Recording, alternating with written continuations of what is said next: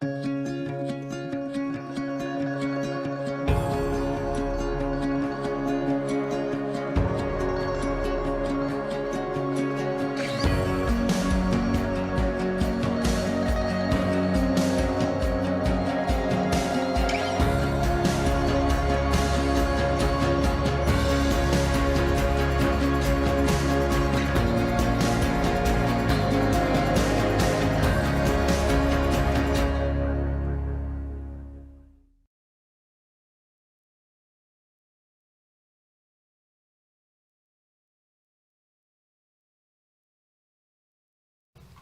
call this meeting to order.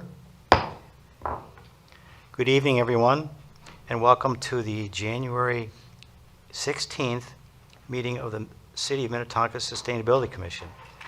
This is actually our 8th in-person meeting and first of 2024. The Commission generally meets every other month on the second Tuesday of the month. The schedule and tentative agenda can be obtained by contacting the city's planning division or by visiting the city's website at minnetonkamn.gov. Residents can provide input via the agenda, via email on the agenda, or provide input during tonight's meeting. I apologize, I forgot my reading glasses at home, so I can still see, but not quite as well. So if I look a little weird, I'm struggling a little. The Sustainability Commission's first meeting, believe it or not, was May of 2021.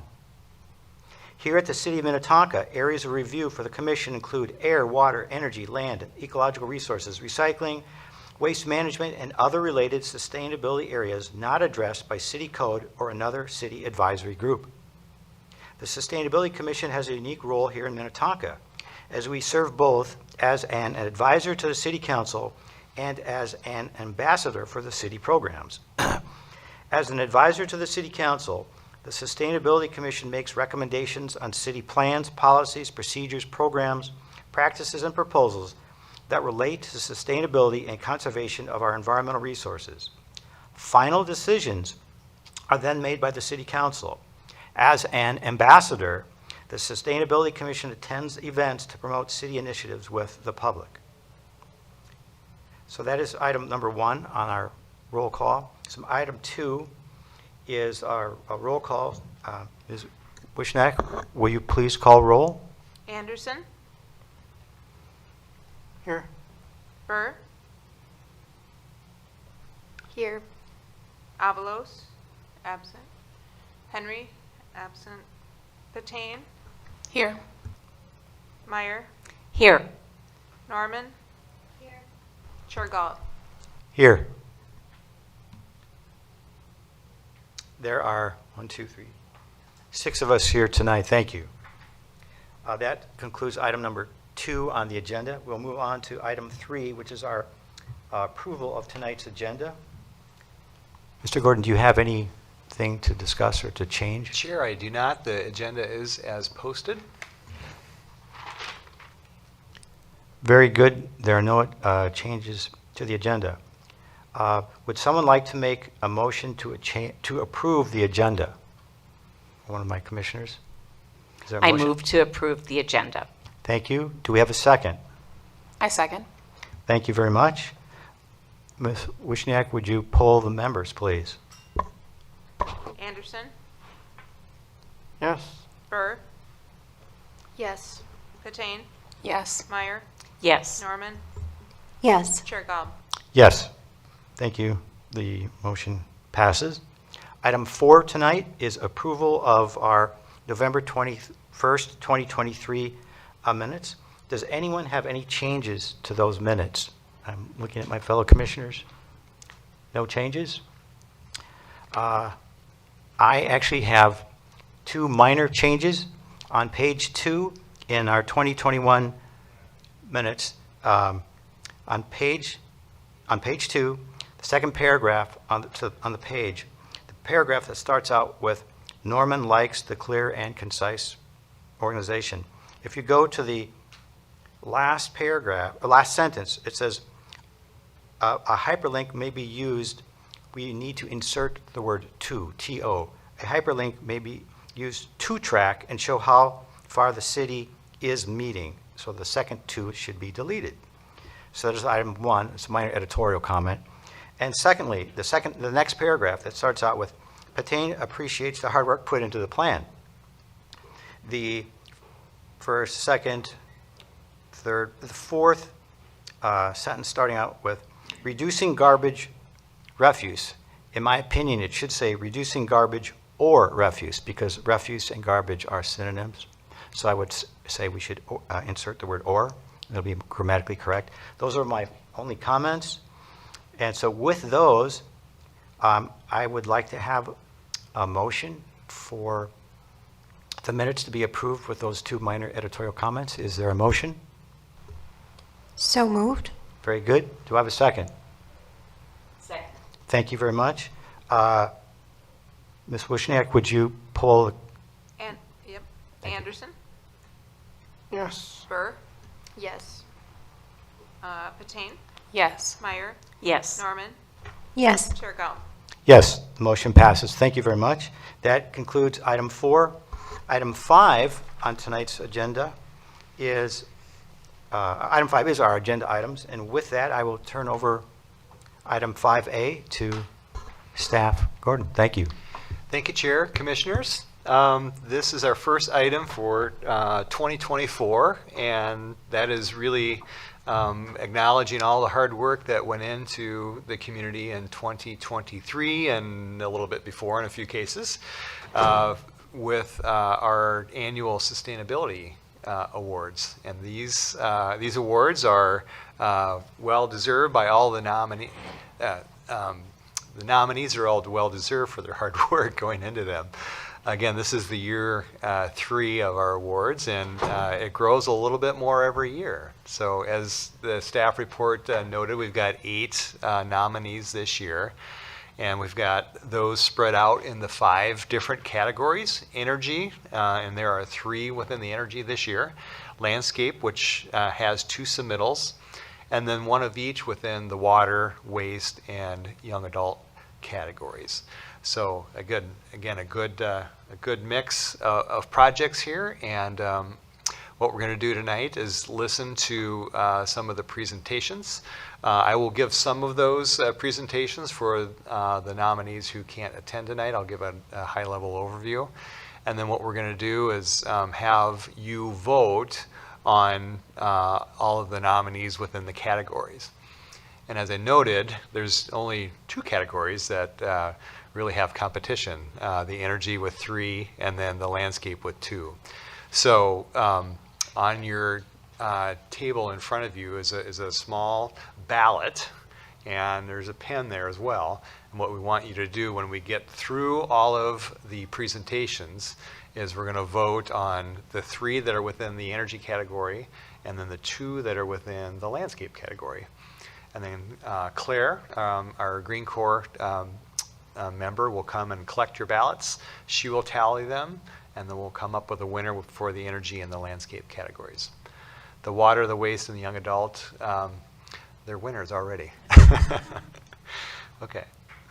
So as I mentioned, this is the process that we're going through.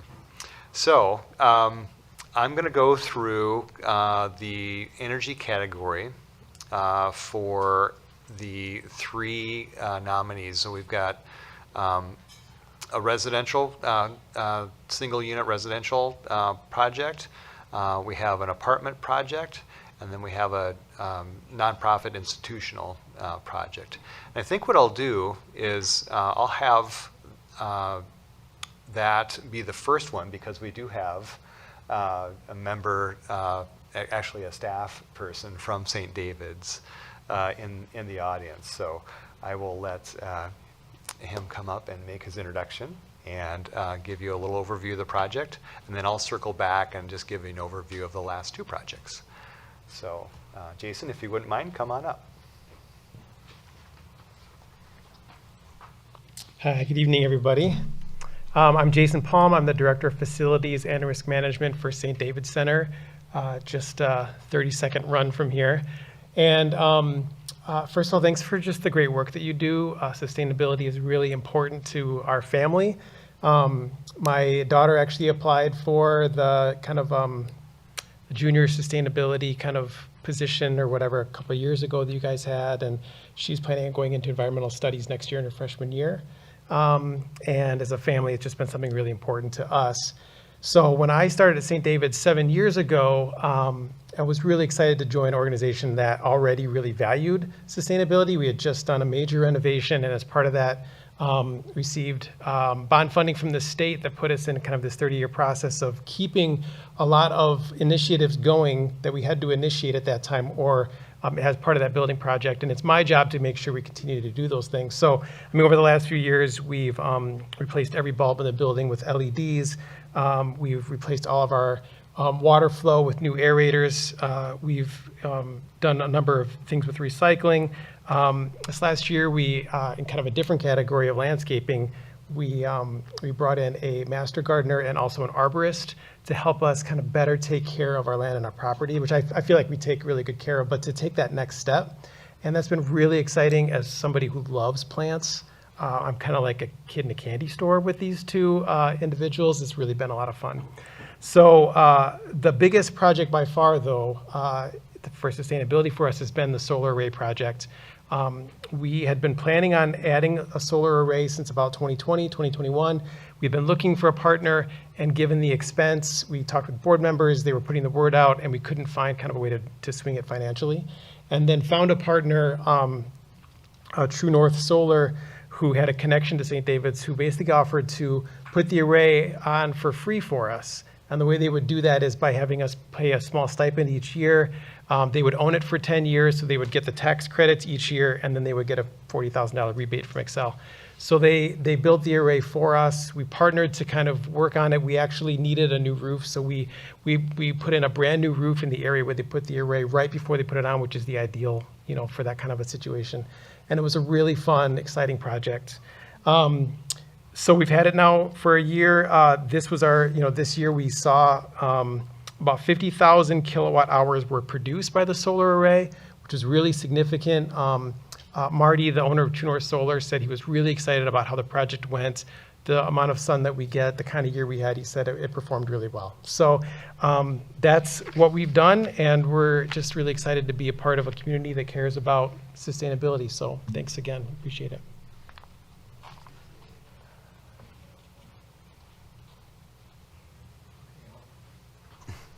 Chair, I'll jump back and introduce the other two. Again, they could not make it tonight. So the first one on the screen here is George Rayfart, and he's going to correct me on the pronunciation of his first name. I know I talked to him today, but I couldn't get it out. But he lives at 15612 Wing Lake Drive. He also had a solar project. This was a 29 panel, almost 12 kilowatt designed solar array. It supplies energy to his home, and he also has a plug-in hybrid electric vehicle that it will charge. He notes in his application that it's a bi-directional vehicle that he has, so that can also supply the house with energy should the supply in the house be cut off.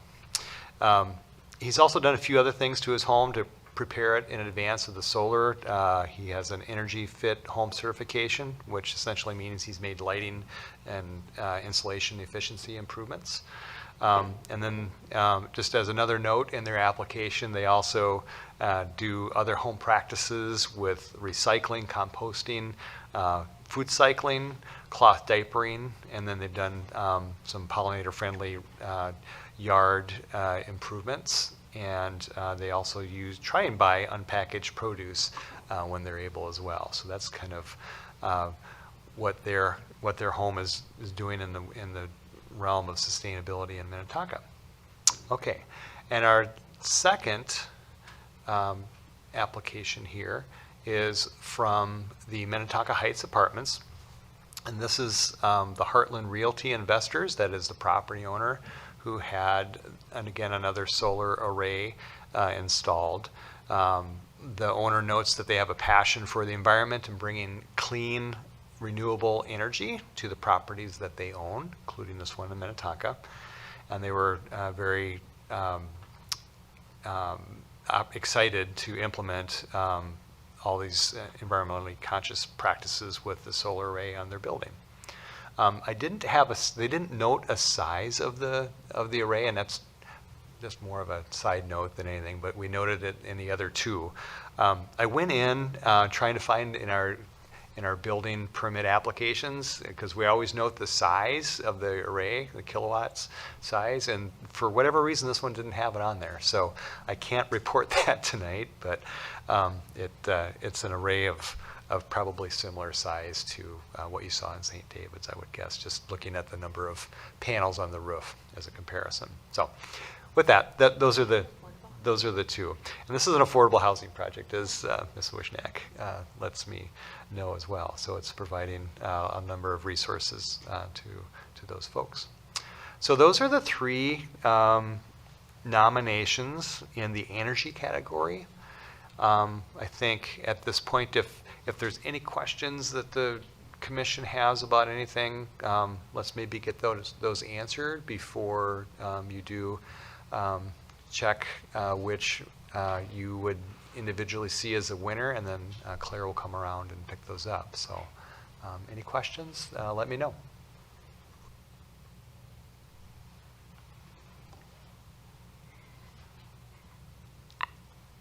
I did have a question. There, in this category, we have both business and residents. And I know we haven't differentiated that, but I would bring it forward as a consideration of possibly having a separate category Kind of going forward in the future. going Yeah. forward. Mhm. Mhm. Okay.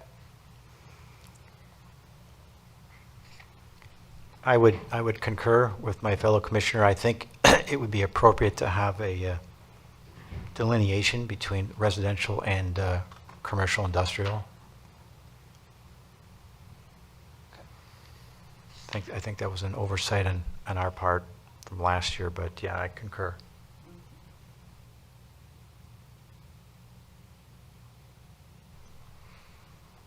If you're ready to vote, then go ahead and then just hold your ballot in the air, and Claire will come around and pick those up.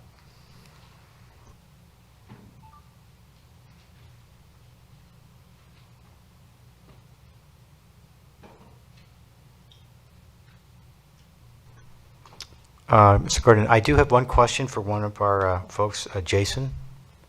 Do you know what percentage of your electrical usage comes from the solar panels? I mean, are they producing 80% of your or kilowatt usage, or 70%? Do you know offhand? I'm just curious. I don't know offhand. Okay. Yeah, okay. Yeah, I don't know off the top of my head, no. Okay, I was Yeah. just curious. Yeah, I could be happy to send that if you guys need. It's okay. It would have been interesting. It's not essential for the Sure. decision, though. Yeah, So thank you. absolutely. Yeah.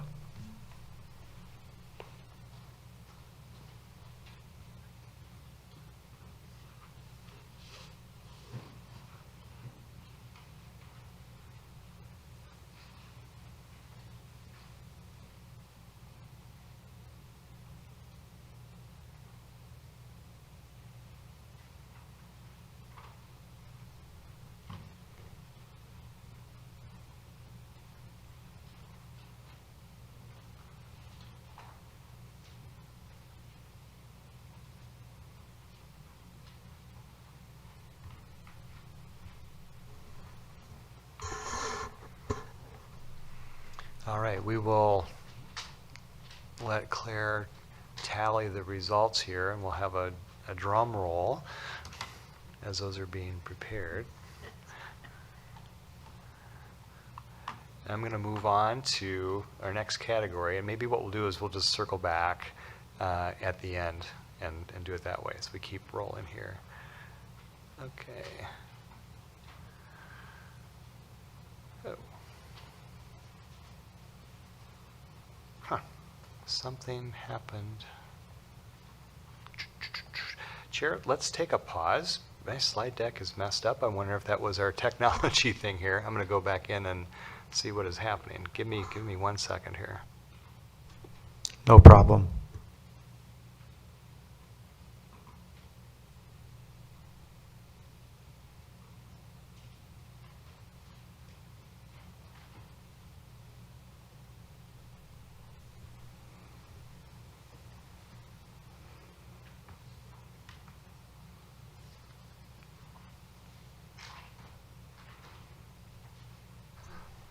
Okay, we're back on track here. I had a panic moment.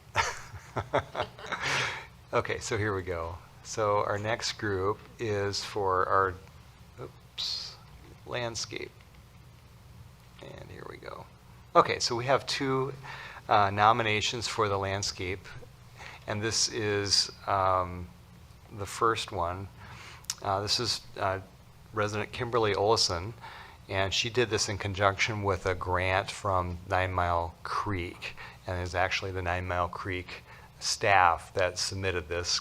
As many of you know, Elizabeth was on our Sustainability Commission before she moved out of the city. So they were nominated for the Landscape Award here, or the Landscape category.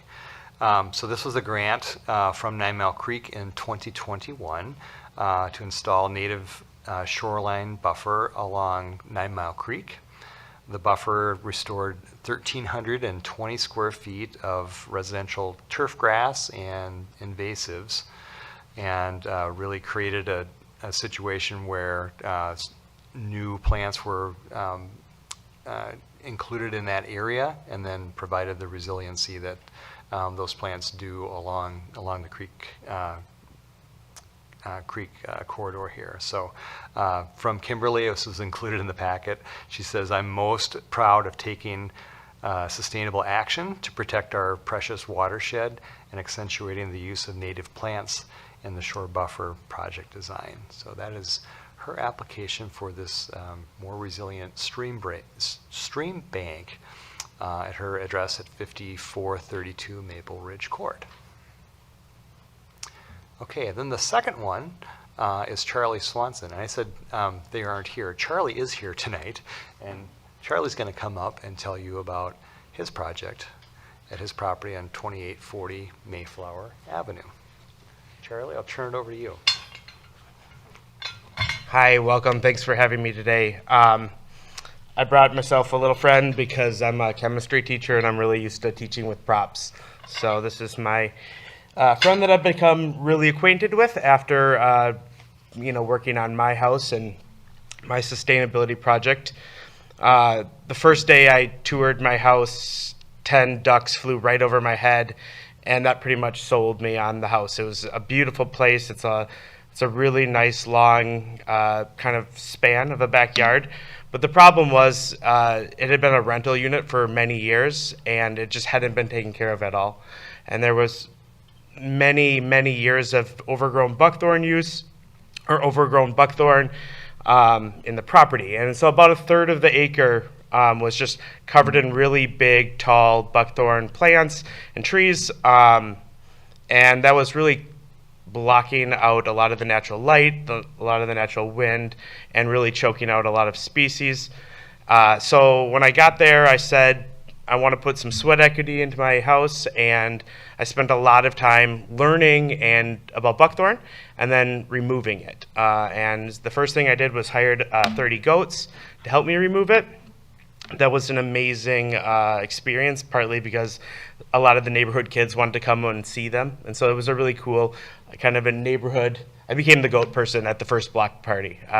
So the smell comes from your yard. That was fun. We got rid of the goats and the buckthorn. And then I did a lot of work myself, because for those who know buckthorn, the top of it is not the concern, it's the roots. And so this is the polar bear. This was one of my first house purchases, right from Canada, a really good buckthorn puller. And so spent a lot of time pulling buckthorn. I've learned that using a torch on some of the big roots and then waiting a while allows you to easily extract them. And so that was kind of a a good method. And so I've went from a really dense, thicketed backyard to a really nice kind of open, woodsy area that I've now started to replant. But part of the problem was I didn't want to just take the buckthorn away and then start planting it because I knew the buckthorn would come back. So I partnered with the U of M to do a 3-year study on how to best how to best outcompete buckthorn. And there was a really interesting study because the first thing I had to do was plant buckthorn, and that was a killer, right? Because you had to plant buckthorn and then plant seeds with it to really see what would best outcompete it. And so it was hard because I had stakes of in the backyard, reminding me where all that buckthorn was. And so for 3 years I studied it, and we really, we came up with a lot of interesting things, but pretty much we learned that if you block out the light, then that was your best shot at outcompeting the buckthorn. So we did a lot of photography with fisheye cameras where we were studying the overstudy and seeing how much light was getting through to the buckthorn, and then really measuring the growth of the saplings and stuff like that. After 3 years, we ended the study, and then I've now since started trying to plant a lot of that broadleaf plants that grow quickly, that can outcompete the buckthorn seeds that I know are buried deep in the soil, to try to maintain a buckthorn-free backyard. It's a kind of a long acre, so about a third of an acre was removed, but in the farther areas, I still have a lot of trees, and so now I'm trying to remove some of the bigger ones and plant native plants through different programs. I haven't been successful in getting involved into the programs because I know it's very competitive, but I purchased a lot of seeds of native Minnesota plants. You can see in one of the photos, that's my little daughter running through some of the wildflowers that were planted in to kind of replace that. But yeah, the big thing was not using chemicals. I'm a chemistry teacher. I use plenty of chemicals, but I wanted to do this kind of as native as possible and as sustainably as possible. And yeah, now it's about what can I do now. And my second hobby is Facebook Marketplace. So almost all of the backyard was then obtained through Facebook Marketplace. All of the patio furniture, all of the wood, about 200 hostas, a lot of the plants I get from other people because I know a lot of times when you do these initiatives, you spend a lot of money on new products. And so my goal was, I'm spending all this time and effort to beautify this, but I also don't want to create a lot of waste. And so, I took down 150 feet of old fence, and I turned that into new fence and a firewood shed and a lot of other things. So the whole idea was, what can I do for cheaply and sustainably to beautify the yard and to create kind of a better area for my children and for the rest of Minnetonka. And I think what's cool is I'm on a corner lot right by Mayflower Park, and a lot of people see the work, and I've been able to engage in a lot of the community members about what I'm doing. I've rent this buckthorn puller to many neighbors, and some of the neighbors have even hired the goat company too. So I know this has kind of started a trend in buckthorn removal, and I look to engaging some of the other people here with some more buckthorn work in the future.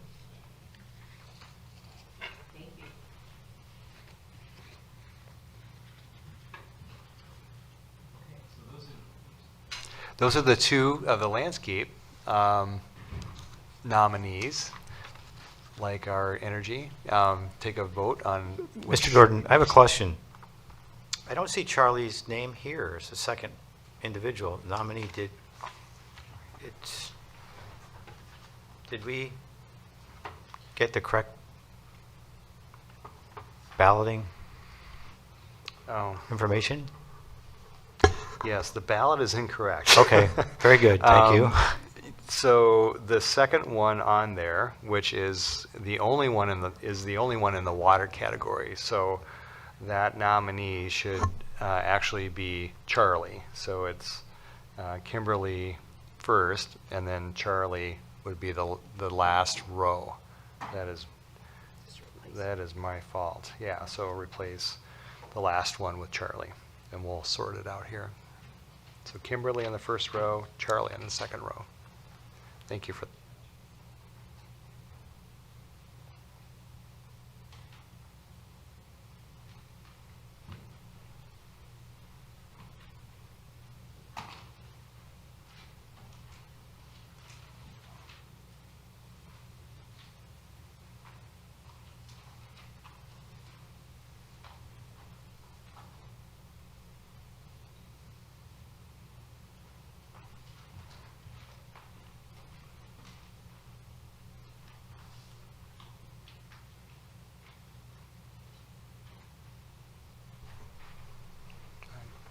Looks like we got everybody's. All right, we'll move on to then the water category. And this is the single nominee for the water category. So this is Michelle Traeger and Kevin Gordon, no relation. They've received a cost share from 9 Mile Creek. And this was to install, and that happened in 2022, and this was to install a rain garden to collect runoff that previously just ran through their property. So their goal was to treat that rainwater before it went downstream and further contributed to pollution in the wetland. So what they did is they used kind of a series of things. They used some rock bays as a pretreatment where they collect and infiltrate the stormwater that runs off their property and infiltrate it into the soil. Prevents that water then from going downstream into the nearby wetland. They planted it and helped create some deep root systems with some Minnesota habitat type plants and pollinators, and they say it's working very well. So that is our water category nominee, Michelle Traeger and Kevin Gordon. And that header is wrong. I've got a couple of errors tonight. I apologize for that. So this is for the waste. So this is our waste category, and this is the single nomination in the waste category.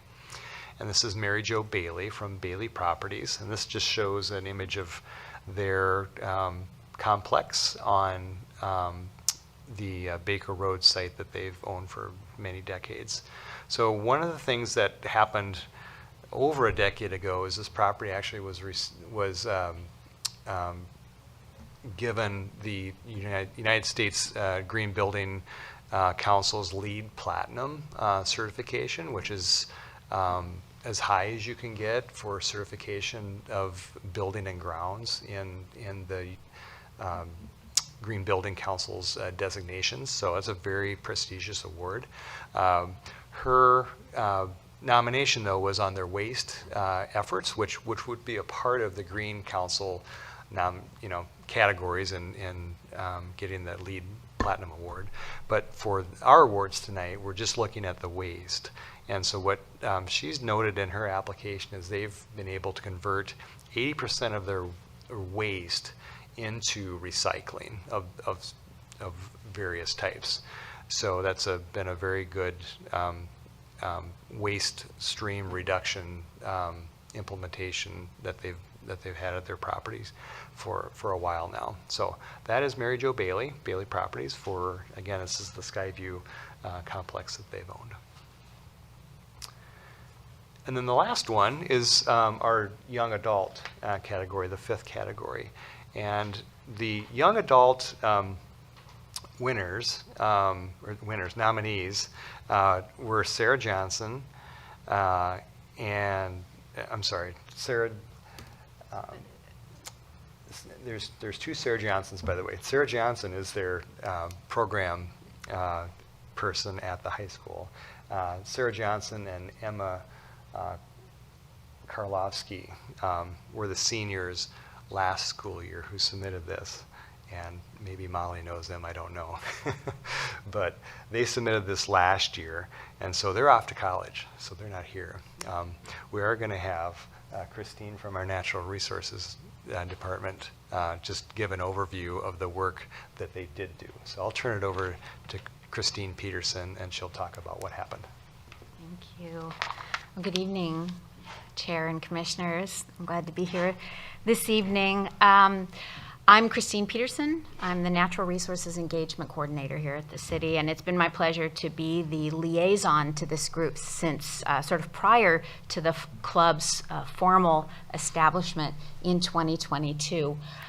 So I had some slides, so thank you for allowing me to present those. So back in 2022, I got an email from a rising senior at Minnetonka High School, Sarah Johnson, and she and some of her friends were interested in volunteering with Minnetonka Natural Resources. And we have been building our volunteer program. We are very interested in youth volunteers, but at that time didn't have anything formally set up specifically for youth.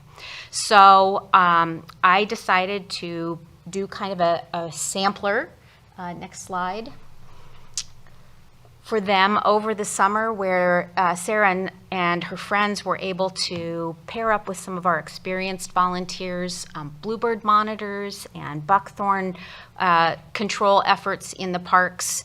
And that worked out because when school started, next slide, Sarah notified me that they were starting a club, the Minnetonka Natural Resources Club, or MNR for short, to help students learn about the environment and give back to the community through volunteering, which I thought was fabulous. So it's been a delight to work with them ever since then. Over the past 2 school years, my role has been to provide some mentorship, connecting them with staff, other agencies, and resources and ideas for what they'd like to spend their time on. So next slide. They've done a number of things in the main areas of tree diversity and water quality. So they sold and donated more than 300 native tree saplings. I believe some of those went onto Charlie's property. And they planted more than 24 larger trees at Spring Hill Park here in Minnetonka for Arbor Day. Next slide. They cleared buckthorn along the trail south of Minnetonka High School before helping forestry staff to replant in that area. Next slide. Club members also adopt and cleaned storm drains, and one of the great things about this program is the opportunity, like with our snowplows, to give the drains a name. So we got some great names when they promoted those, like Purple Drain, pictured here, and Hermione Dranger for the Harry Potter fans. They made education materials for winter salt reduction, which we know is an important component of water quality, and they spoke to the public at Winter Farmers Market about the work that they were doing. But perhaps one of the favorite events last year was a service learning project, you can go to the next slide, thanks, that they did with Groveland Elementary School's 5th grade classes. Now, you may or may not be aware that in Minnetonka, all the elementary schools, both in the Minnetonka and the Hopkins school districts, get stormwater education through a contractor that the city organizes. And I sometimes participate with that. And this was an opportunity for us to bring the older students in to work with the younger students to learn about stormwater pollution. So next slide. The MNR Club members made educational videos to get things going to explain how pet waste causes water pollution, and they translated, because some of the students had gone through Groveland's own Spanish immersion program, and they were able to translate those materials into Spanish for 5th graders in that program. Next slide. They also went to Groveland in spring and helped the children create public service announcements for our existing pet waste reduction program. And 12 of those signs were chosen and will be posted in Minnetonka parks, and they are attached to the Mutt Mitt pet waste or pet bag stations. So I'm really glad to get to represent that group this evening, since they couldn't be here, and the Sarah Johnson from the school district who nominated them also couldn't be here this evening. But they remind me how much young people are capable of, and how each person can really make a difference in their community. You're all a great example of that. And the club seems to somehow have organically embraced a vision that matches one of Minnetonka's own guiding organizational principles. On the next slide, it says, "We earnestly commit to a beautiful, sustainable, and healthy environment as part of a stable, prosperous, and thriving community." And last slide, again, thank you for acknowledging them and their efforts, and I want to send my own congratulations out, and I look forward to continuing to work with them over the coming years. Thank you.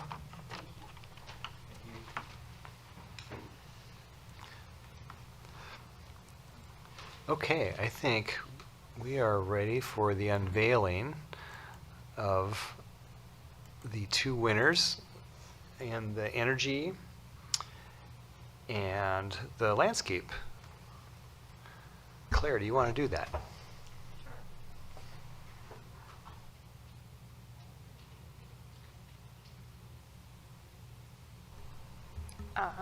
For the Energy Award, we had, I'm sorry. For the Energy Award, St. David's Center for Child and Family Development, Jason Palm, congratulations. And then for the Landscape Award, Charlie Swanson.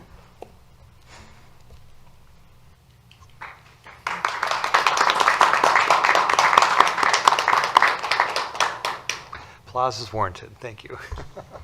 So just follow up here for what will happen next. We'll have the winners be recognized by the City Council. They will appear at a future meeting, and we'll get that scheduled for them. What we need to do before that is have our fabulous awards crafted for each of the 5 category winners. We have a piece of ash tree that was that was milled by the city on city property, and the award will be like last year's, where it's etched into that piece of wood, a little carbon storing in that award, and those will be handed out by the mayor at a future council meeting. So we'll report back on that when that happens as well. So again, back to you, Chair, if you have any other closing comments.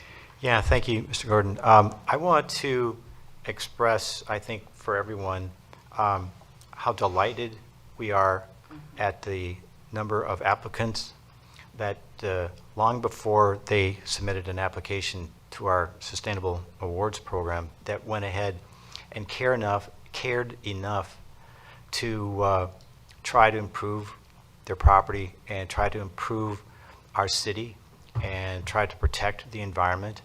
And so my deepest thanks goes to the folks that were selected, but also a collective appreciation for everyone that participated in improving the environment. It's not always easy. It takes a lot of effort, some back-breaking hard work, some money, and so everyone deserves our collective thanks.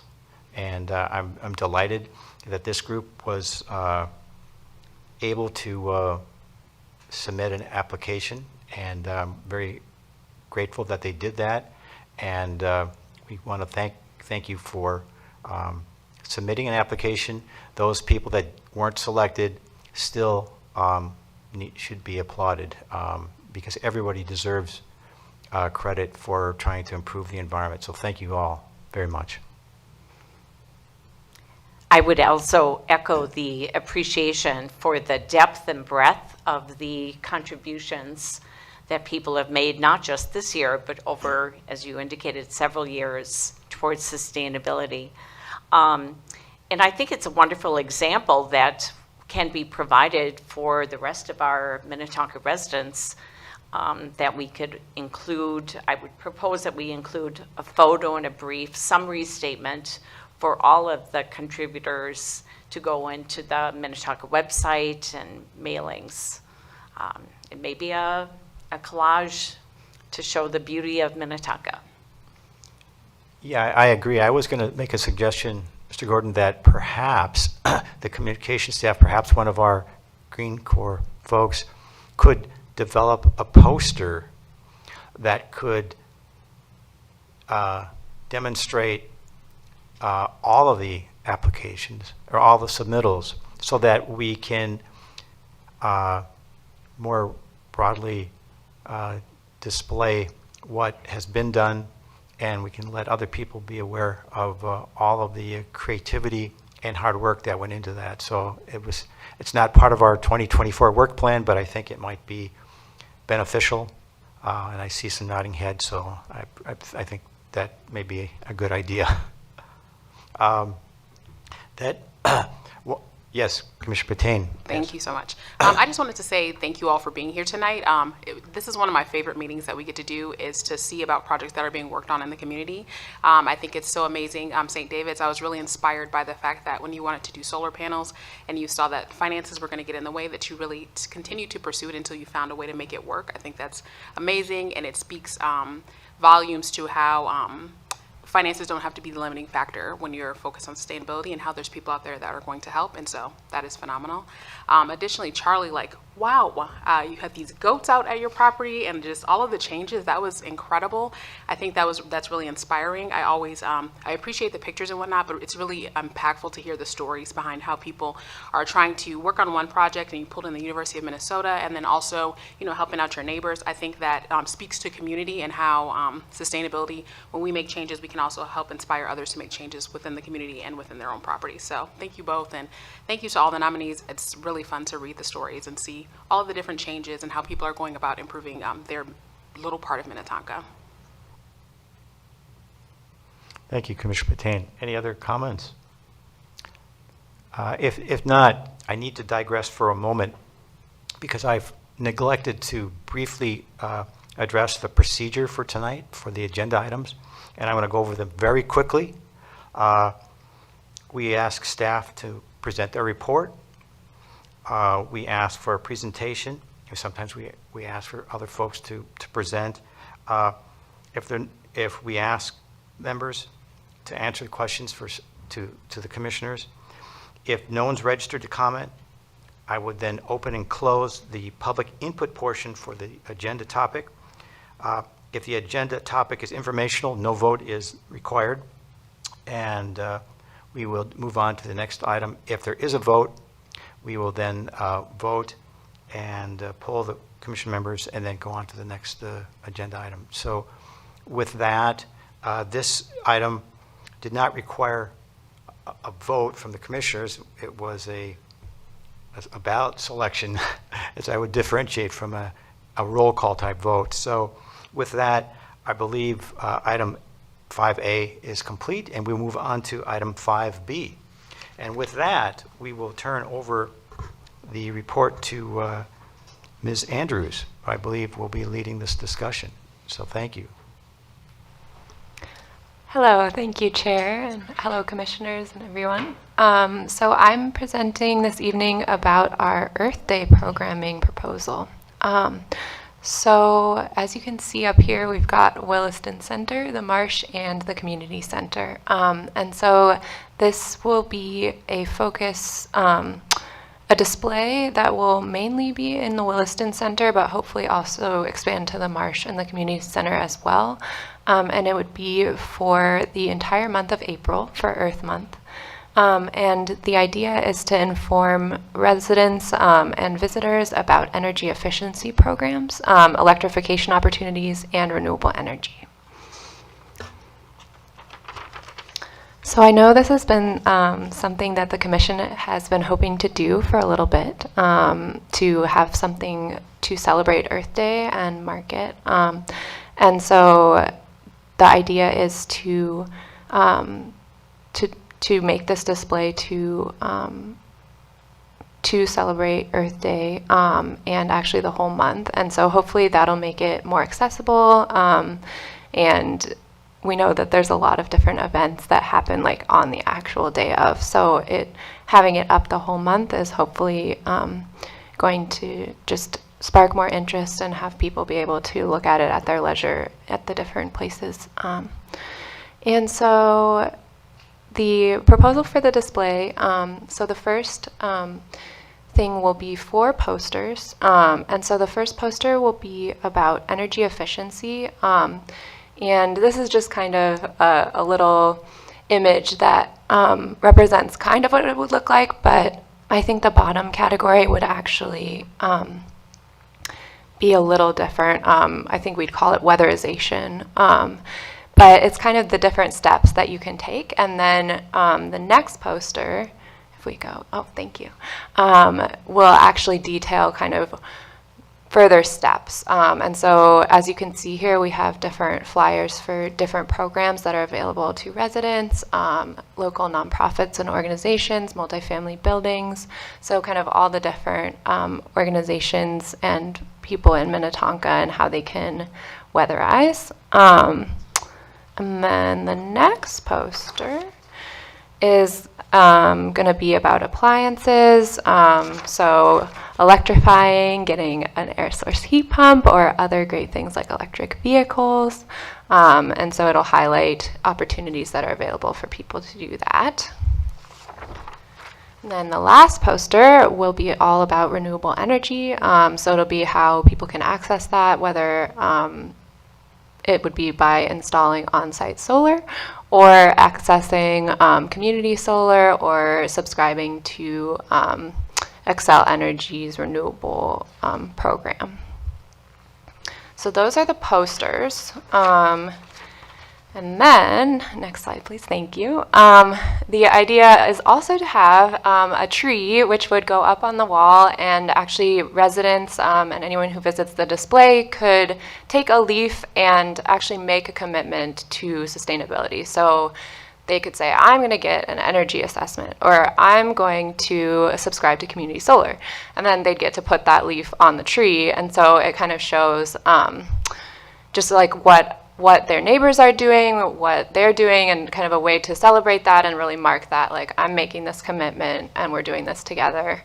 So that'll be a part of the display. And then the last piece, the idea is to have a clothesline, because it's more energy efficient to hang dry your clothes. But the idea is to have stories from residents about different sustainability measures that they've taken, whether it's getting an induction range or whether they've installed solar, and have like a little picture and description of what they've done, their project, and kind of for them to be an example and say, like, here's what I did, and maybe offer tips or advice for anyone else considering that, so people can see what their neighbors are doing.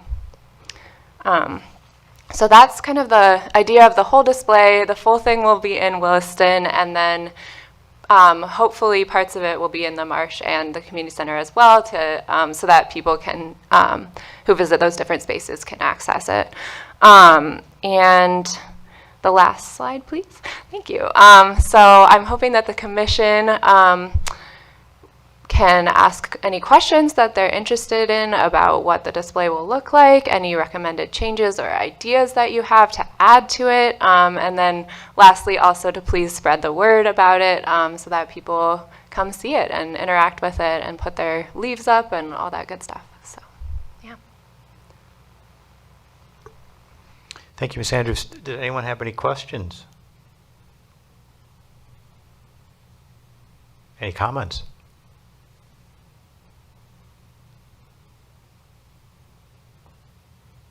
Commissioner, do you have any comments? Comments? I wanted to compliment you on the thoroughness of your project and the inclusion of many residents.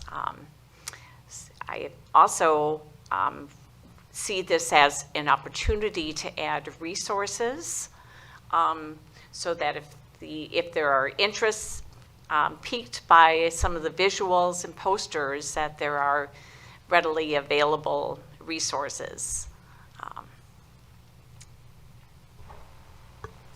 Thank you, Commissioner. Any other comments? Piggybacking off of that, will it include a sort of a QR code or some sort of link to other? Great question. So yeah, I forgot to mention that we're hoping to have some kind of way of putting up flyers about each program as well. So that's a key component that we definitely will not forget. Thank you. Any other questions for Ms. Andrews? If not, I want to thank you. I think this is fantastic. I know that city staff, they've heard me in the past couple of years saying we should do something specifically special for Earth Day, and aside from a city council resolution, which is not a bad idea, which is a good idea, but something a little more tangible, perhaps a little more practical and useful mantras that I believe in. And so I think this is terrific. I think the visuals will be great. I think more education will be fantastic. I like everything you've presented. I think the tree idea is novel. I really like that.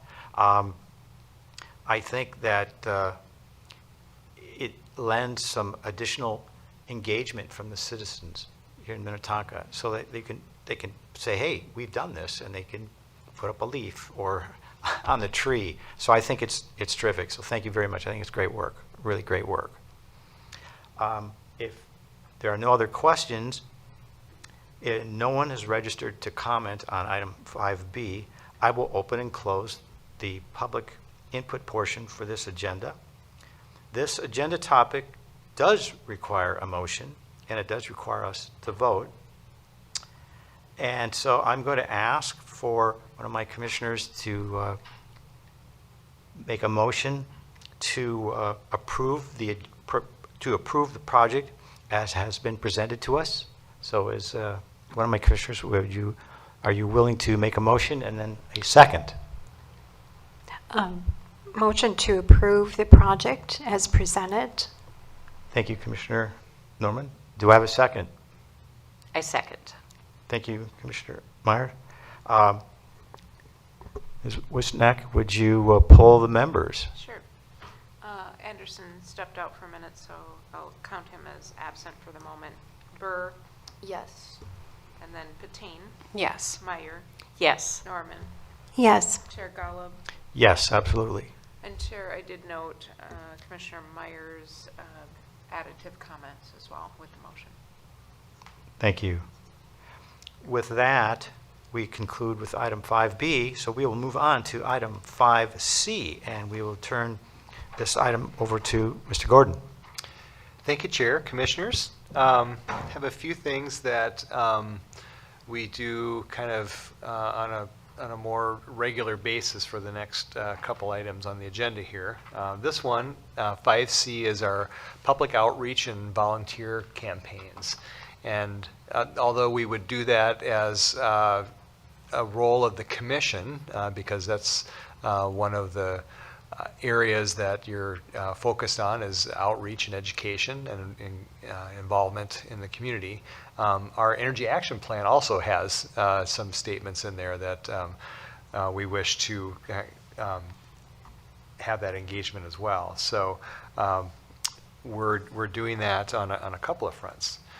So just a little bit of background on what we did in 2023.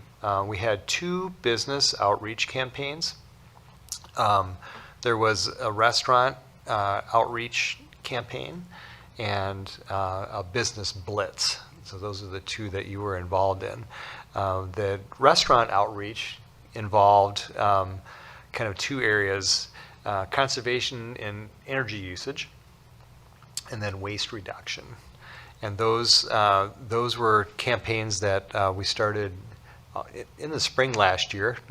We wanted those restaurants that you went out to understand the efficiencies in both of those areas, have energy smart audits for the energy portion of it, and then we had the Minimize group also do and have the opportunity to do waste audits.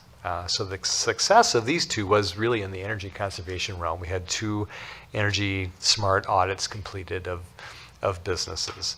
We're hoping maybe this next year we'll have waste reduction audits, but that was not one that we had audits completed on. So we'll hope for better next year. In the business blitz area, again, this was a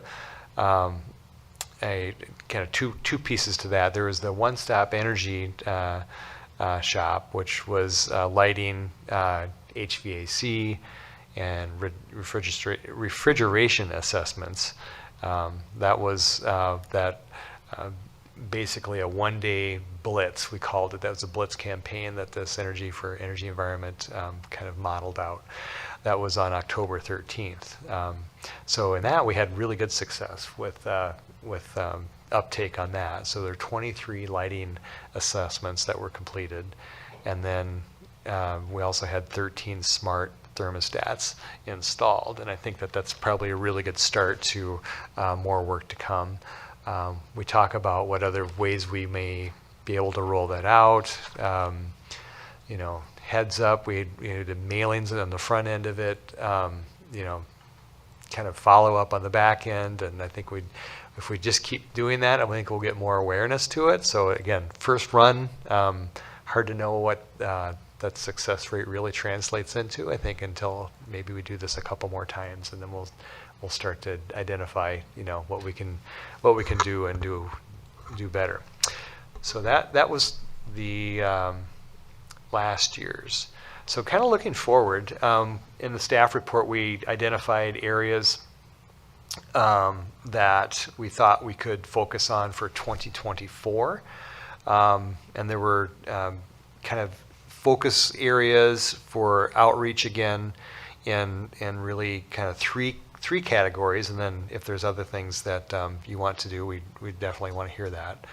But in the energy realm, it was kind of focus on the conservation like we've been doing, renewable energy efforts, EVs, which we do with our Everything Electric event and other publications, and then charging to kind of support all those efforts. We talked about salting last year. That kind of got to be a topic. We're going to have more of that, and I'll report on some more of that later in tonight's agenda. You know, single family, single unit residential, and then the commercial industrial realm. So getting people more knowledgeable, people who own properties, people who are tenants in properties, people who are part of maintenance of all of those properties. Those are all the important touch points for proper salting practices. And then the last area was waste, and waste reduction, recycling, and organics, kind of the big three there. So we've got a number of things we'll do for that. We also have some tours set up for you as well that I'll announce in a little while as well. So those are the three big areas, and then there's the other category. That's for you to comment on. Tell us what you're thinking, so we can start to schedule some of those out. So those are the areas we were thinking of. And in terms of you know, who we're trying to reach, the audiences, again, single unit, multi-unit residential owners and tenants, commercial and industrial property owners and tenants of those, and then nonprofits. Sometimes we get more traction there because people are maybe more present sometimes, or more engaged. The commercial industrial is probably the harder one of all of these, I think, to get to. So again, but those are our audiences. How we do that, our typical mailings with postcards. We have databases specifically for business community for outreach by email, phone as well. And then those drop-in visits like we've been doing, blitzes, other things are important as well. So again, those are typical ones, looking for some feedback from you on other ideas you may have. So with that, again, the idea here is let's have some discussion about this, give some input on those desired campaigns for this year, and we'll then put together a kind of a work plan for how to do that based on that input, connecting with organizations, and bringing that in alignment with what you wish. So I'll turn it back to the commission and let you ask questions and have dialogue. Thank you, Mr. Gordon. Does anyone have any specific questions for Mr. Gordon based on his presentation? Commissioner Meyer, go ahead. I had three ideas that I wanted to bring forward. First, the one-stop efficiency shop was an excellent collaboration between Center for Energy and Environment along with commissioners. We found that businesses were very receptive to Minnetonka partnering Businesses have an opportunities to save money in electricity and energy. Minnetonka likewise can follow the Energy Action Plan and see it to fruition. So I would like to redo that, but I would step it up a notch. I would recommend that we communicate that this is more of an expectation that all of our businesses in Minnetonka will have this opportunity, and that we encourage them and expect that they participate once a decade or every 5 years. Looking at communities, our neighboring communities, Edina has developed that every 5-year expectation. And I think if we're going to work towards our climate goals for the next 16 years to come down to carbon zero, I think we'll need to be a little more proactive. And the second, for residents, an incentive of a climate champion to participate in an energy audit and take action on that. And it might be recognition on the website, it might be photo recognition, but or native plants, or some incentive. And the other would be education, which is ongoing. And I think Kes has done a wonderful job of providing that for Earth Month.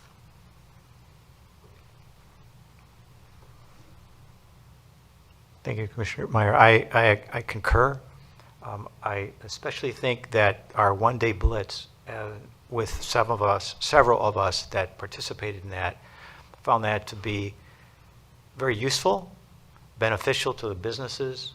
We introduced the CEE staff, and we had some good outcomes from that compared to our previous version of contacting the restaurants with some of the commissioners, where we didn't have as much success. So I think that one-day blitz was really beneficial, and I think the expectation of the businesses that should be doing this, I think that's really very, very important. We need their support, and generally speaking, folks were very responsive. There were some that were not. You're not going to get 100%, but I think those are excellent ideas. Thank you very much. Any other thoughts for Mr. Gordon? Yes, I would like to add that some of this sort of aligns with what I had mentioned earlier about the RA, the Inflation Reduction Act rebates and programs there. So the focus there being on single-unit residential and multi-unit residential, and the EV incentives. So some of those conversations could really be with those folks, could expand into that conversation, those details around the tax rebates and incentives. So maybe some of that would, those conversations would sort of naturally, organically align.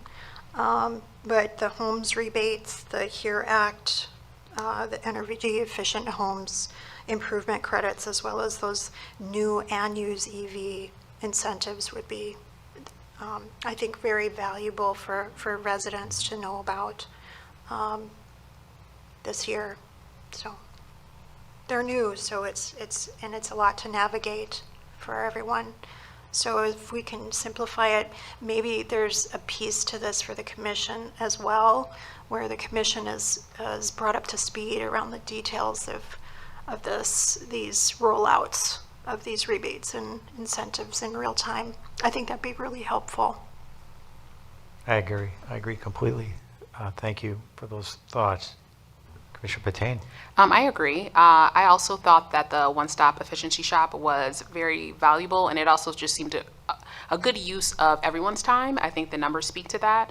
Also, regarding things that we'd like to just focus on our future outreach, I always appreciate at our farmers market table having quick access to information regarding some of the things I think we're more passionate about. I know we had talked about with the salt and having like the salt cups there, but also information regarding organics. I think the farmers market is a great opportunity for the residents who are in either obviously single-family homes or multi-unit residential homes as well. So I always appreciate just having access to that type of information there, and as well as the Home Energy Squad visit information. I think I'd like to see that information continue to be something we can talk to people about one-on-one, the salting as well as organics at our table.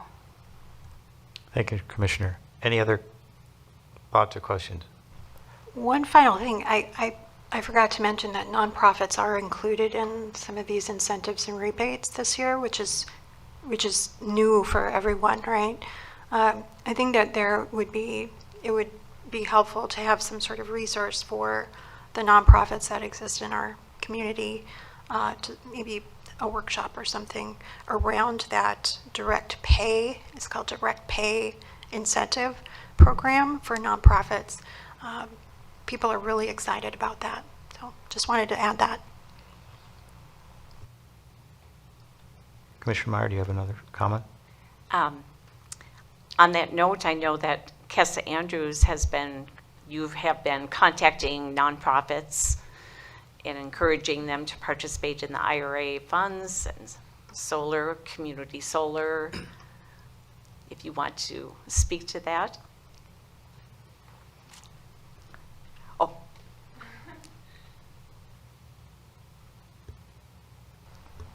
Yeah, so I've been doing outreach to nonprofits, and we do plan to send out some information around the direct pay that just opened, and CERTS is having a workshop as well actually tomorrow. So hopefully some people can make that. But yeah, so I've been doing some outreach around different opportunities, but definitely would like to continue to spread that information and make it more accessible and like more clear, and yes. So. Excellent, thank you. Any other comments or thoughts? If not, I have a couple that I actually shared with Mr. Gordon earlier today. Under the waste category, and I'm going to go back a little bit of history, reflecting my gray hairs before they were gray. In the early days of residential recycling, there were staff people that followed the collection vehicle around the streets and counted the number of stops that were made.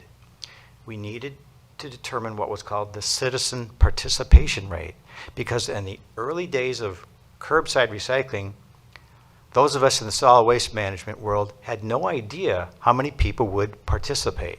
So you needed to go out and bird dog those people and count the number of stops and count the number of people who set out things and do a simple math to come up with the citizen participation rate. I can't tell you with any certainty what the current citizen participation rate is in Minnetonka. I think it's very high. That's based on anecdotal information based on my neighbors setting out their containers. But I don't know if that's 95% or 70% or 65%. And I think and not to cause anyone additional work, but if we contacted the hauler that is collecting secondary recyclables, secondary materials from residential, we probably need to split it out between single-family dwellings and multi-family units.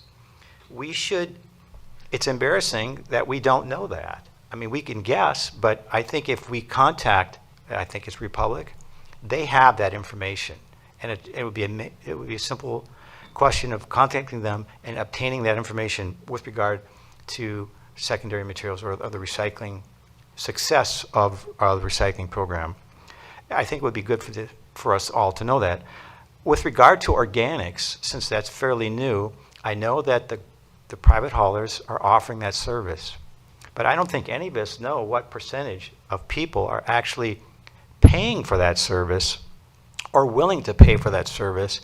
Once again, all of the folks that are licensed by the city of Minnetonka, well, should have that information, and it shouldn't be that difficult to obtain that, and I think we should have that information. In addition, and I have no data to support this except for my own observation, we don't live that far from Public Works, and so I drive over to Public Works and I drop off my compostable, biodegradable bag of food waste, and I put it in the container, and I see a fair amount of material there. But we need to think about what percentage of people, again, single-family dwellings, multi-family units, that are actually voluntarily taking their organics and dropping it off. I think it's important for us to know that, at least to try to determine that, so we know what people are what they have been doing, and we may be surprised that it's much less than we think. We may be very surprised that it's maybe more than we think, but we don't know, and we need to try to come up with some sort of quantitative number. It's not going to be fixed. It's going to change with time, but I think it would be important for us to have some idea in terms of what are people setting out for their haulers, and what percentage of folks are voluntarily willing to, at their own time, drop off their food waste. And I'm not suggesting people weigh the bags, but it would be interesting from an old perspective, from my solid waste management perspective, to find out how many pounds of food waste people are actually dropping off. And I think the only way to do that, at least double bag it and put it on a bathroom scale, and that's what was done in the past, and say, hey, we're taking over maybe 3 or 4 pounds of organic material, maybe every other week or so. It wouldn't be that difficult, and we need to maybe give that a little more thought, but it would be nice to have some of that background information going forward. So those are my comments. If there are no other comments, I will open and close the public input portion for this agenda item, item 5C. It's informational. No vote is necessary. So with that, we will move on to last item 5D. And Mr. Gordon, I turn it over to you. Yeah, thank you, Chair. Thank you. Okay, this is 5D, our Everything Electric Review. And this was, again, the second of our electric events. We went from a little more of a drive event the first time to an everything event that included more than just vehicles, and I'll get into that. We had, I think, really, just in real summary, a really good response to it from maybe not as large of a crowd as we could have had there. I think that's maybe the takeaway message. If you remember, it was a day after the Labor Day weekend, the first day of school. It was a farmer's market day. It was really hot, and there were storms that were on the horizon. And that all of those things may have kept the attendance a little lower than it maybe otherwise would have been. That's my takeaway from the event. Having said all that, as you read in the report, we had a really good response to it from the people that were there. The people that came, that were vendors, were very happy with it. There's just one kind of negative-ish response provided, and it was more, I took that as constructive than anything else. Like, there should have been more stuff. So I think, we've gained some traction with the event. Maybe we can get more cars there. Maybe we can get more equipment there, and to me, that's a really good takeaway. Like, yes, we need to keep working at this to do better. And so all those constructive criticism comments, I think, resonate, and those are the things that will make the event better.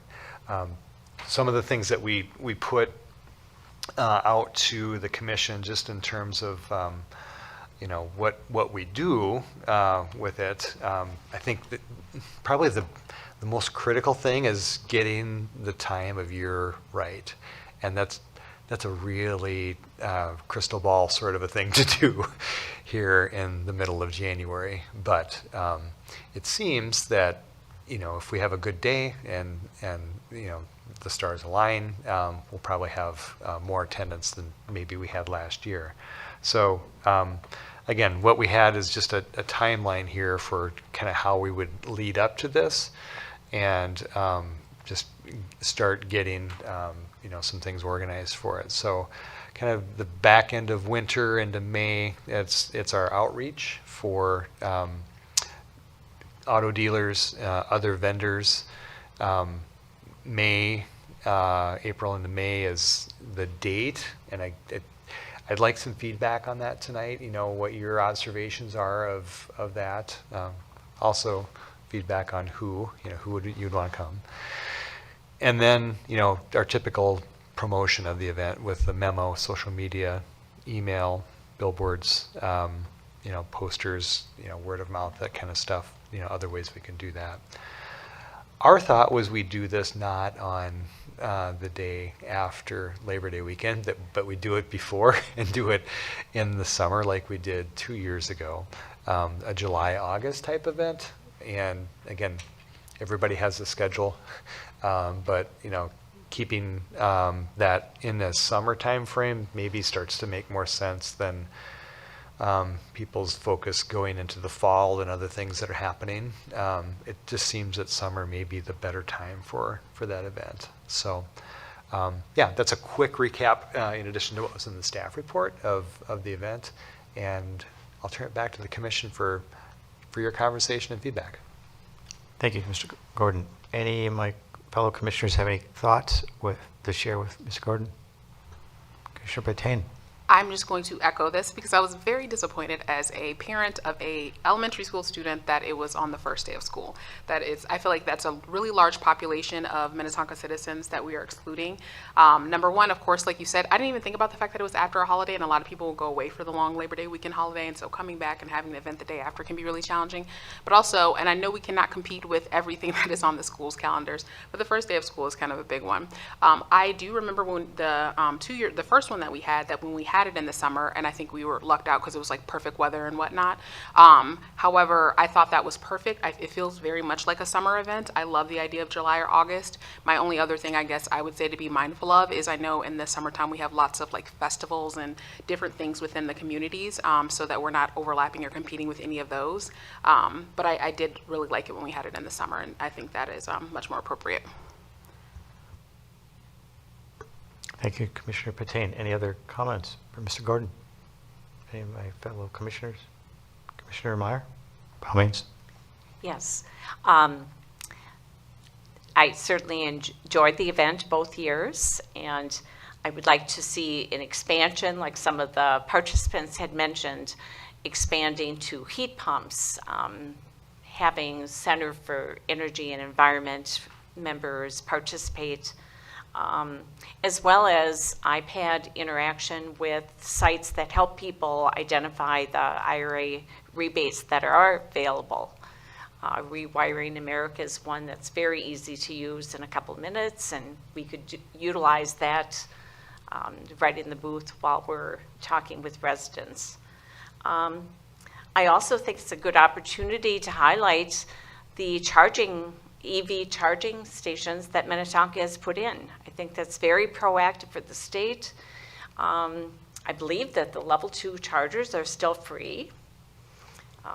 And if we could add one for the park, Ridgedale Park, that would be awesome. But having a map to decrease the fear of anxiety of travel that some people have regarding the EVs, a map of the charging stations available. So, thank you. Thank you, Commissioner Meyer. Yes, Commissioner Anderson. Yeah, I definitely agree. It should be in the middle of the summer or July, August, and I think still pairing it with the farmers market seems like a good idea.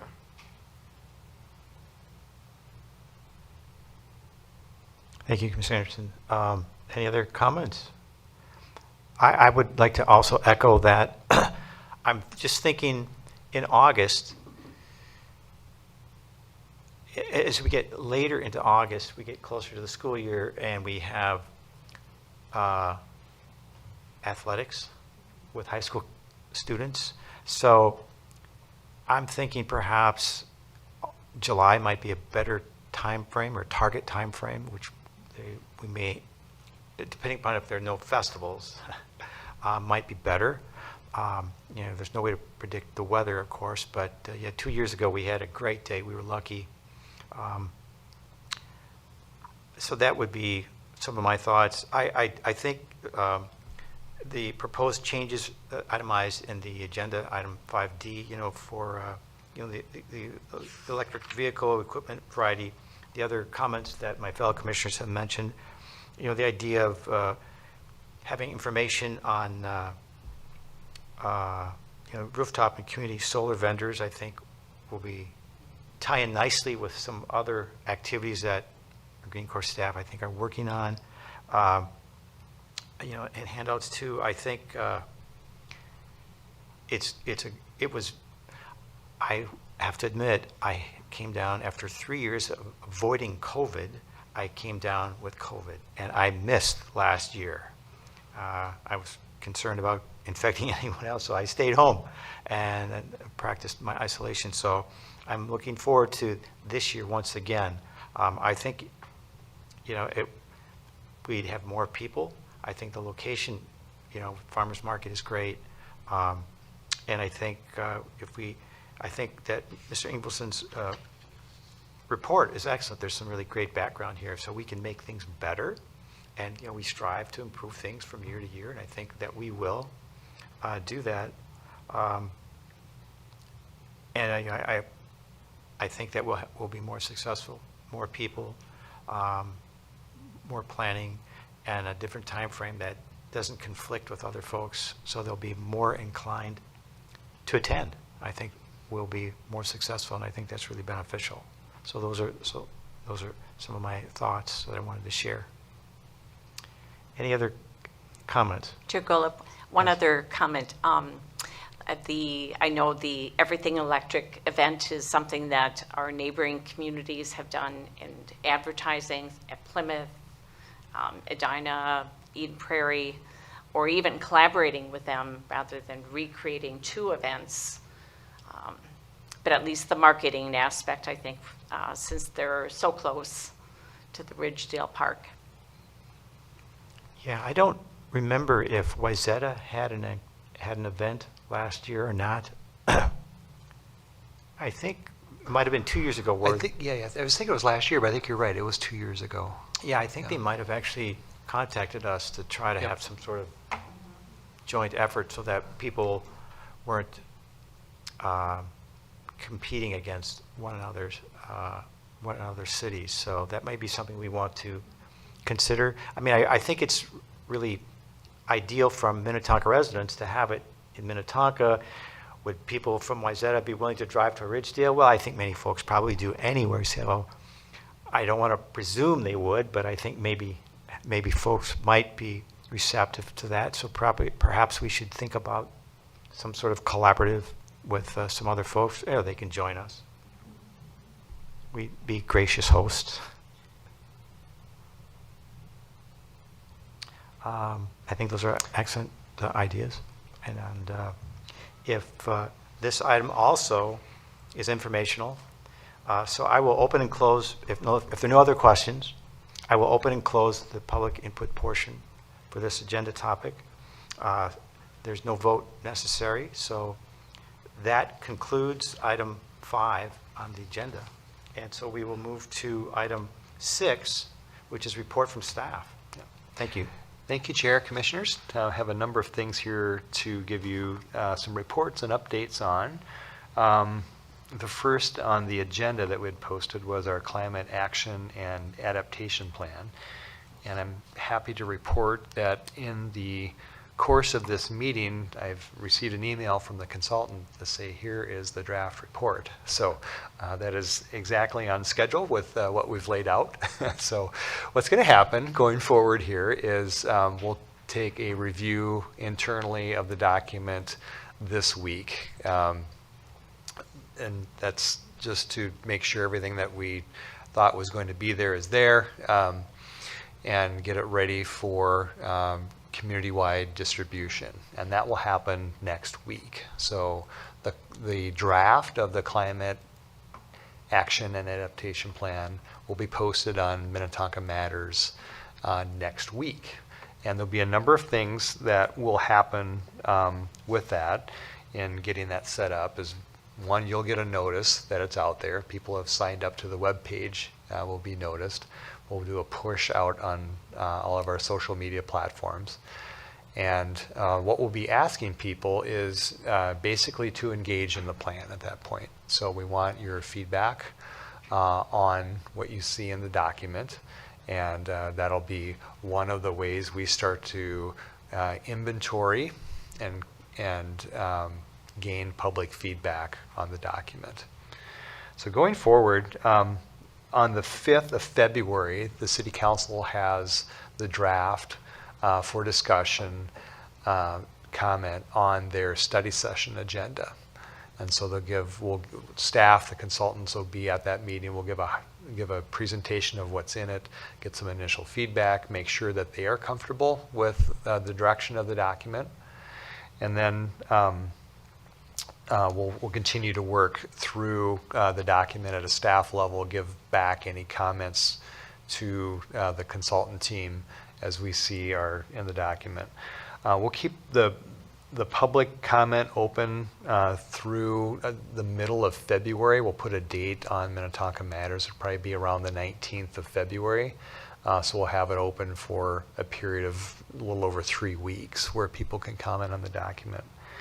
And then we'll do a final document the front end of March on that. We'll have some staff check-in meetings, and then at your March 19th meeting, we will have the consultant team give you a presentation of the document. You'll have had the ability to digest it for over a month and provide your comments and recommendation on the climate action and adaptation plan. So over the course of almost 2 months here, we'll have had a lot of input on the document from various sources. We'll do some other things just to make sure that people are aware of it as well. And then on April 22nd, the Climate Action and Adaptation Plan will be brought to the City Council for their formal action. And that just happens to be Earth Day. So we'll see if that's a good way to celebrate Earth Day in amongst the other typical proclamations that we do at the council level for April and Earth Day on the 22nd. So that's the update on the climate plan. There'll be lots more to come on that we'll keep you informed of, and we'll push some things out as well. Just a reminder, all the dates are posted. Yeah, there's if you're on, thank you, Julie. If you're on Minnetonka Matters website and you go into that topic, on the right-hand side, there's a timeline that goes through all of the kind of dates there. So hopefully that will keep everyone abreast of where we are and where we're going with it, and points for engagement along the way. Okay, that's that. We've talked about this a little bit. The changes to organics, this is 6B, organics charging requirements. And this gets to essentially the haulers for garbage recycling, organics services, and how those are handled. So there's a law, essentially, that requires all haulers to provide a rate, and that rate has to be equally distributed across the customer base, essentially, for that. And that's not a rate that can be just specific to those that are electing to have organics as a part of their waste flow, but it's across everybody. So it's an evenly distributed fee applied to everyone, not just those choosing the service. So so there's a letter that went out to all the haulers, just letting them know that is the law, that's the requirement, that's the expectation for billings, and that's that's a practice essentially that'll have to be taken by each hauler. And if we hear of things of it, we'll let haulers know what the law is. We've done that, so it'll be kind of a reminder going forward. But it's state law, so that's the update on that. A couple other things. We'll have a community solar workshop on the 12th of March, and I maybe will let the commissioners, specifically Commissioner Meyer, talk about that during the commission report of it, but I just have that on my radar as well. So I'll jump ahead here also into 6D, which is our EV workshop on the 29th with Yuka Kukkonen and coming in, and he'll give another workshop as well on the 29th. So put that one on your calendars. We'll put some information out there on social media as well. A couple of kind of events and informational things. We've got a public works tour that we're scheduling before our next Sustainability Commission meeting. That's March 19th. And the plan would be to meet early at 4:30 for those that can attend, and meet at Public Works. And we'll do a tour of the facility inside the building, and we'll also go out on the grounds to look at some of the other things that happened, where the salt is stored is one thing, where the yard trees and brush go, other things that are happening there, talk about operations. So I'll give Public Works staff will be on hand for that tour. So I'll send reminders out on that just for your calendars as well. The next thing that's coming up is a workshop, a smart salting workshop, and this is put on by the Minnesota Pollution Control Agency, and it's designed for elected officials essentially. So councils, sustainability commissions, people who are involved in being stewards and engaged in city policy. This is a higher level workshop, so it's a little bit of a follow-up to what we did at a staff level last November. And it'll give you just a really good overview of smart salting and practices as well. So I'll send you a link for that. It's a virtual webinar that you can be involved in. So there's a sign up for, I think it's like an Eventbrite sign up. So pay attention to that to get in and actually get signed up for it and receive the link. So that's February 22nd, 11 a.m. to 1 p.m., 2 hours, okay? And then the last thing I have on my list is we do have a date set for the Republic Services compost facility, and that's a tour of their facility in Minneapolis. That's Friday, February 23rd at 11 a.m. I've also heard of a few conflicts for that date, so I'll send this out in an email as well. I want to make sure we can get people there and there's not conflicts. So again, do let me know if we need to adjust the date, we'll do that. But just to put it on your calendars, that's one date that was available. So with that, look for an email from me on a number of things, and then we'll kind of keep track of the next couple of months here and the workshops and engagements that we've got. I think that's all I've got on my list. Oh, one more thing, I handed out. This is as of today. Yes. This is from the city manager, and this is a letter that the city manager sent to the Minnesota Public Utilities Commission, and it's regarding the changes in the Xcel's transition out of the applicable retail rate for solar and then into the value of solar rate. So that's just a change in essentially how they're billing within the Community Solar Garden program and the effects that is going to have on people who, mostly the early adopters in that program, more significantly impacted than people who are now adopting. So just to let you know that that was sent out today, just to talk about some of the realities and some of the problems that creates for people. So just want to make you aware of that. I think that's all I have, Chair. I'll turn it back to you. Thank you, Mr. Gordon.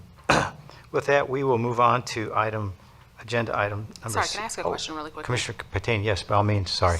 Thank you. Sorry, Mr. Gordon. Can you explain the composting, or excuse me, the organics recycling law that you were discussing earlier, or tell me what it is, just so I can look into it more?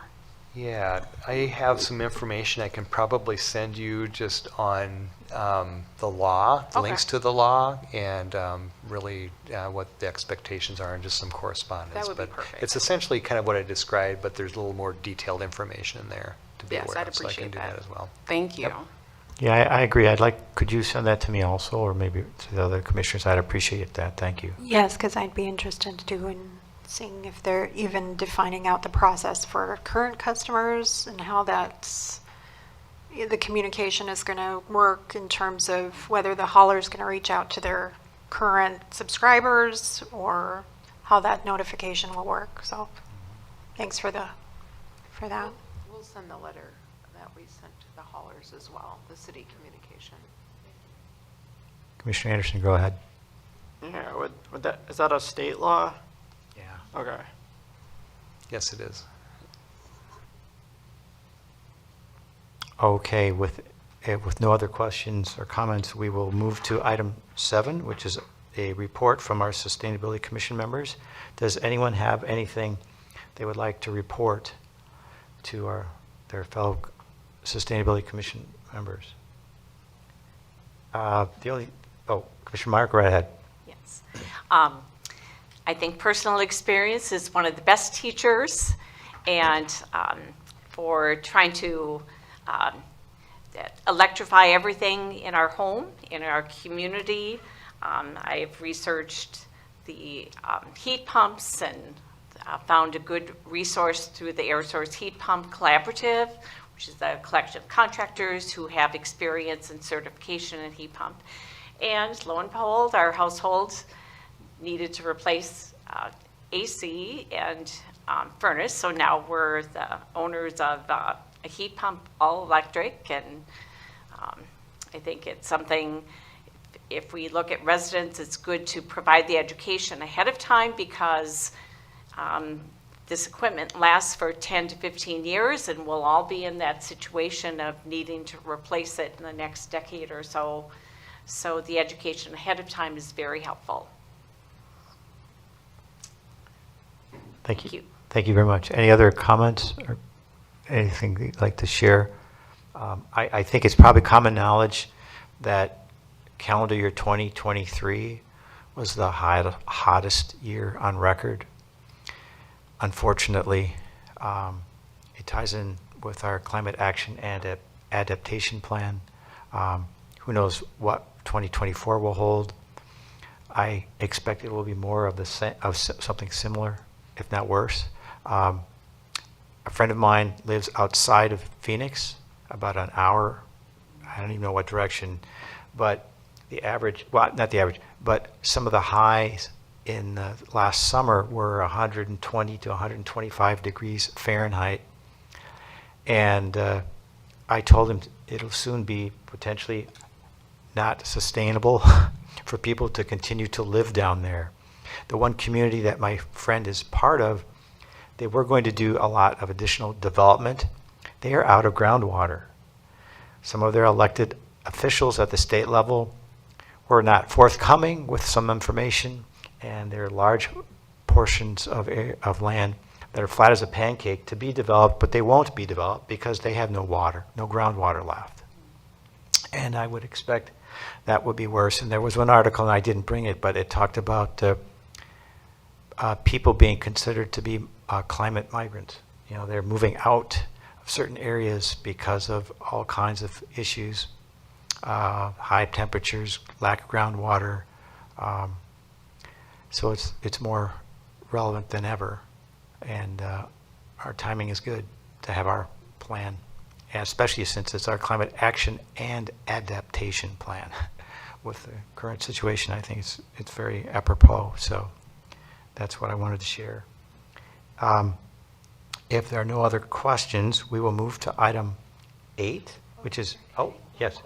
Yes, you certainly can, by all means. Okay, I just wanted to, I guess, briefly mention, kind of just going through the agenda items. I noticed that kind of a lot of our content is sort of, I guess, catered towards, adults or people that have maybe buying power to make these sustainable decisions, I guess, and alternatives. But I was just wondering, like, in the upcoming 2024 year, I was wondering if maybe we could try to, I guess, engage a little bit more with the youth. And I was thinking, specifically, ways we could do that might be to increase our collaboration with maybe student groups at the high school. I know of a number of groups who, would be really interested in, maybe not just listening in on these types of meetings, but, maybe just meeting with the commission and going over some of our agenda items. I'm thinking of clubs like the one started by Sarah Johnson, and then I know we also have Earth Club, and then also, if you guys are familiar with the Vantage Global Sustainability Program, at the high school, I know that a lot of students there are especially passionate about environmental issues. And then furthermore, I'm just looking at sort of these volunteer opportunities. I know that myself and then one of my friends, we volunteered at the Everything Electric event. And I know that a lot of students, I'm part of NHS, and a lot of volunteer opportunities are posted to our Schoology page and just kind of to students. So I'm thinking if any of these events or outreach opportunities, if we're looking for more youth participation in the form of volunteers, I feel like kind of collaborating with organizations like the Minnetonka National Honor Society and just sort of making these opportunities known would be kind of a good way just to get our mission a little bit more out there, and I guess just let younger people kind of know what we're doing, because I feel like, a lot of it is, like I was saying, just kind of our content is catered towards like older members of the community. But I think that, like, as far as the education piece, I feel like engaging with like Minnetonka clubs, I think they'd be more than happy, especially coming, somewhere like the City Hall, which has, it's just kind of like a feeling of involvement here, and I guess making real change, when you come to a place like this. So I feel like students would be really eager to come to places like this and collaborate with us and speak to adults on these issues. So, yeah. Those are great suggestions, great ideas, great comments. We don't want to ignore the younger folks out there, and perhaps we don't think about them as much, but those are all outstanding ideas, Molly, excellent ideas. And we need to not only say yes, but we need to make those connections. You guys will be on the planet a lot longer than some of us, and I don't know what the planet's going to turn into. So it's important for younger folks to be engaged and to be aware. So yeah, those are great ideas, great comments. Thank you very much. Thank you. Perhaps there's a way we can create agenda items that's dedicated to those conversations and inviting in youth voices.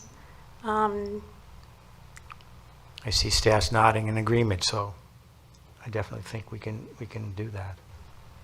Excellent. I think we all would learn from, if the club would like to present as a team, that'd be awesome. Chair, may I suggest one other thing? Yes, by all means.